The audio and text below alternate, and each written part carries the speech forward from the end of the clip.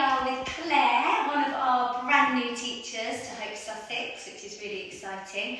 And Clare, you are here to help us with the early years, aren't you? Yeah. So tell us a bit about you yourself, Clare. Well, I have taught for over 20 years. I taught for 12 years in the UK, and then I went abroad to the Middle East, and I taught for 9 years out there.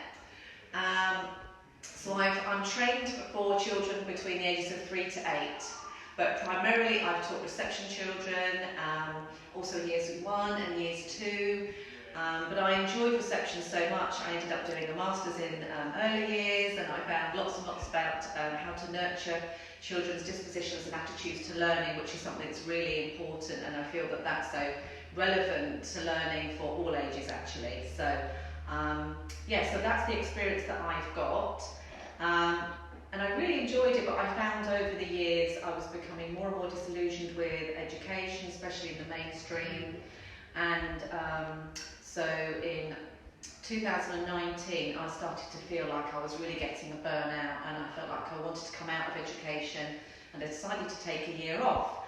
And then the world changed, so it all sort of was very divine timing, if you want to say. And so I had this year off, and in that meantime I de-schooled myself. I learned lots of different therapies. I retrained to be a hypnotherapist, mindfulness coach, somatic awareness, so like breathing, body techniques, that sort of thing, and I used it all on myself.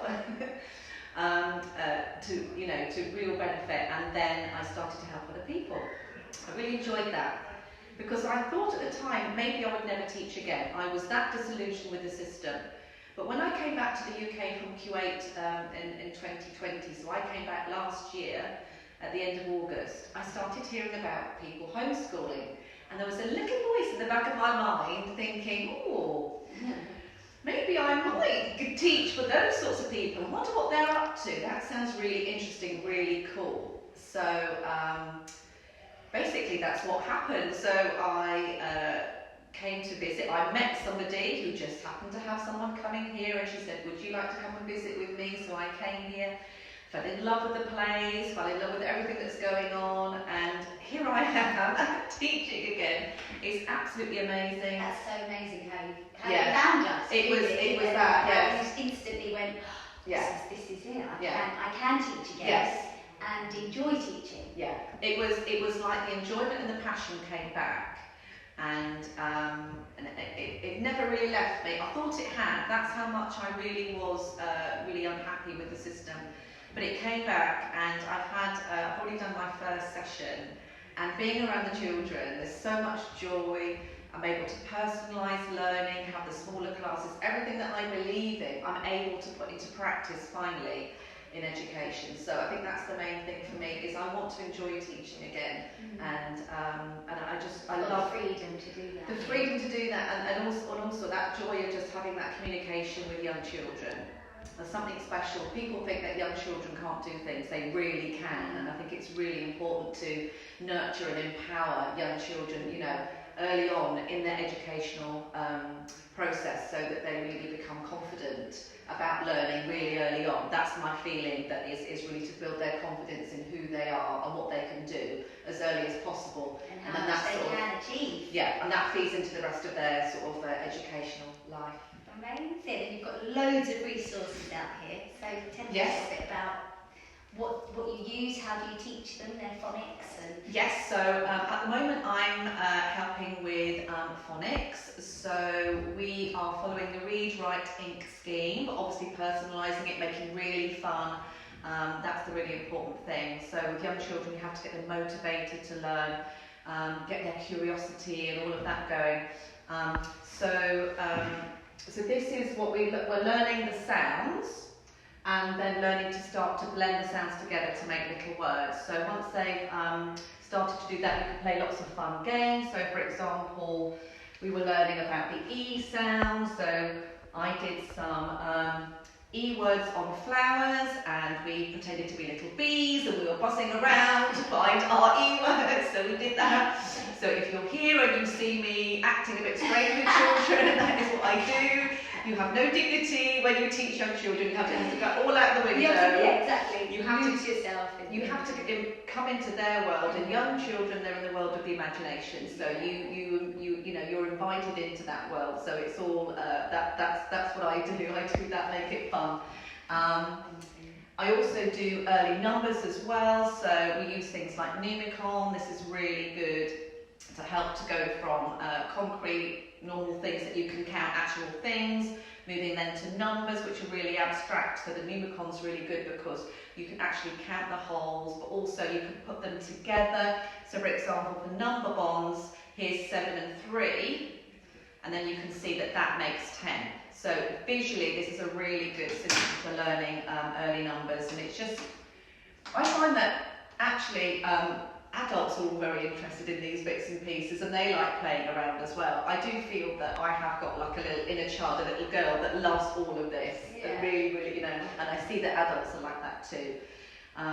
So that's what I do with the phonics is read, write, ink, and then we do some early numbers, so like looking at numbers from 0 to 20, number bonds, 1 more, 1 less, that sort of thing. But the other thing that I feel is really important, I've got these little puppets here.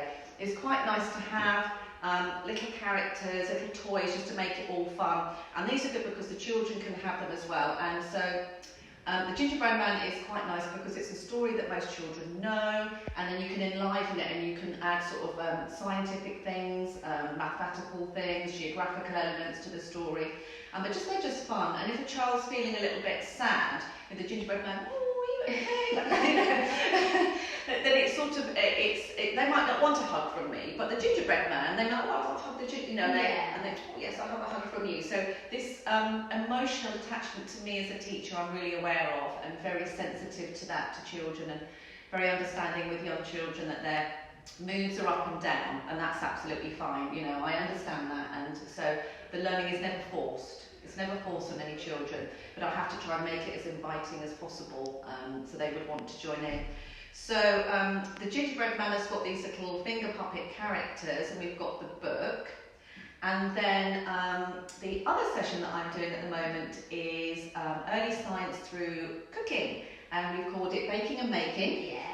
And I thought, oh, for my first recipe, maybe we could make some Gingerbread Man biscuits.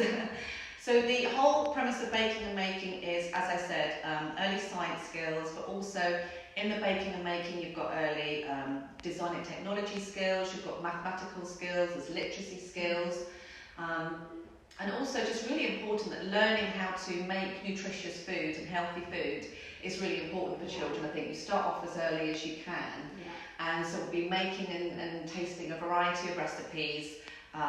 Some will be non-bake, so we could do like maybe cucumber sushi or energy balls, that type of thing, or make to take home, to bake take home, or if we've got a little oven, hopefully we'll be able to, you know, bake some on the premises. So that's really exciting as well. I feel you get a lot of learning through that.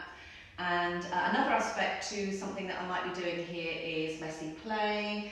And messy play, I feel, is really appropriate for all ages because everybody loves messy play. Oh gosh, yeah. Even the old ones, you suddenly find them all in the messy play area. Yeah, involved, so exactly. And I know from my training that just tuning into your body and doing things that involve, you know, the senses and tuning into that is really, really it's almost a mindful aspect to that, you know, and you really see a messy play.